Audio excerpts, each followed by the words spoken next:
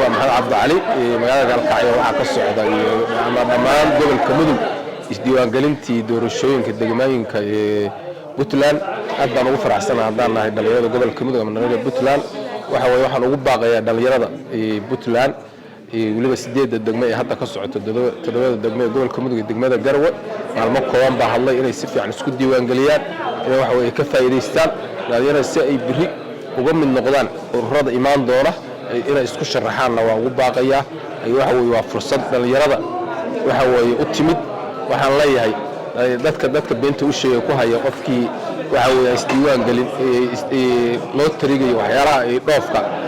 waxa waxba kama jiraan waxaan leeyahay dhalinyarada isdiiwaangeliyaan shacabku waa in la isdiiwaangeliyo waa in la soo baxo waa in guryaha laga soo baxo maamooyinka fadhiya gabdhaha qudaareyga dadka shaqeynaya dhammaan waa in la soo baxo la isdiiwaangeliyo qof walba codkiisa isaga xor u ah warqadaha kaararka qofna yaan loo dhiibin qof walba warqadiisa isaga ha ilaalsado doorso muhiim ah ku rito meel ha dhigto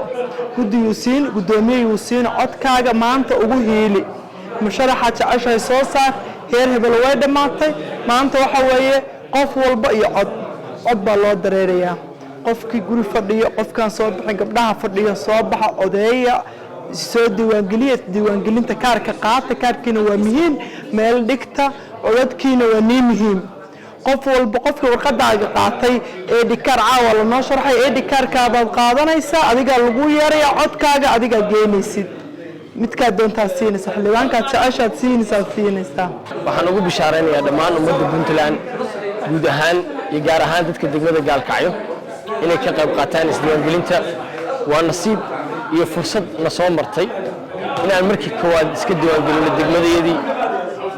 waxaan rajaynaynaa insha Allah inaan chance-daas mar dambe helno waa fursad markii koowaad dowladda Puntland ay u siisay dadka iyo shacabka reer Puntland inay codkooda ku soo doortaan dadka matali lahaa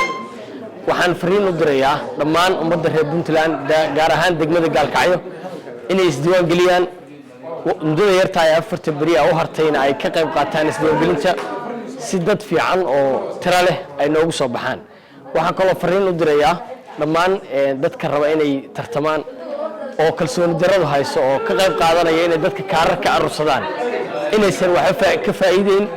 oo ay ku kalsoonaadaan codka ay shacabka weydiisanayaan qof kasta oo han ku jirana waxaan leeyahay dadka hor imow oo cod weydiiso si lagu doorto bari fadlan isdiiwaangeli codkaagu waa xuquuqda dastuuriga waxaan bulshada reer Galkacyo ugu baaqayaa yari weyn dadka haweenka dhalinyarada guryaha jooga suuqyada jooga inay isdiiwaangeliyaan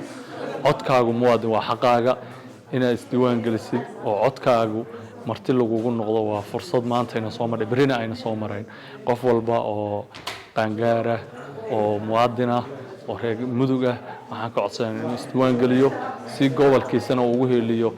codkiisa oo xaqiisa u leeyahayna oo bulshada qofkii hogaamin lahaa ugu doorto waa mahadsan bulshooyinka gobolka Mudug waxaan ku wacyigelinayaa aniga waa magacayga Cabdullaahi Axmed Cabdalle in dadku guryaha ay ka soo baxaan isdiiwaangeliyaan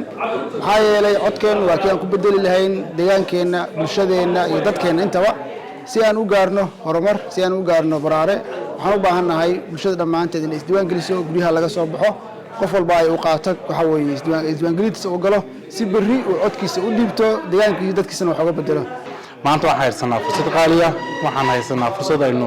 ka faa'iideysan karno codkeena waxaan haysanaa fursad aynu ku soo bixin karno qofka aynu doonayno maanta ee tanteena ka dhex aragno marka si aynu fursadaas uga faa'iideysano waa inay dhalinyarada jooga meheradaha magaalooyinka meel walba fadhi kudurada jooga waa inaan tagnaa oo aan soo diiwaangelinaa si aynu codkeena bari ka maalin ugu doorano qofka aan leenahay wuxuu inoo qaban karaa waa fursadii waxaan ka gudubnay xilligii odayaasha ay qof madaxayna kaga soo taaban jireen ama qof inoo soo tilmaami jiray waxaan marnaa inaan codkeena ku doorano qofka aynu doonayno sanadkan 2023 waa sanad taariikhiya